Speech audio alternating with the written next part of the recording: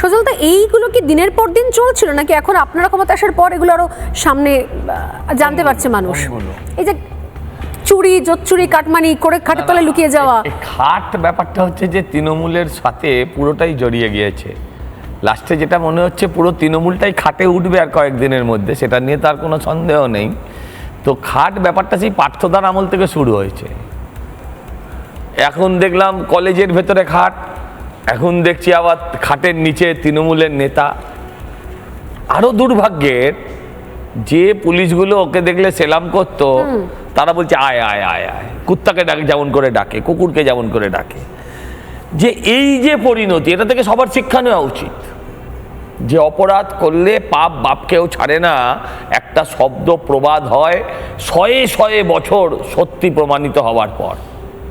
আজকে থেকে 2 মাস আগেও কেউ ভাবিনি তাদের এই পরিণতি হতে পারে, কেউ ভাবিনি যে পুলিশ এরকম খাটের তলায় দোর্দণ্ড প্রতাপশালী নেতা, ওর ভয়ে নাকি বাঘে গরুতে এক গাঁটে জল খেত, হ্যাঁ, আর তাকে পুলিশের হোমগার্ড এসে বলছে আয় আয় আয় আয়, খাট থেকে বেরো, খাটের তলা থেকে বেরো।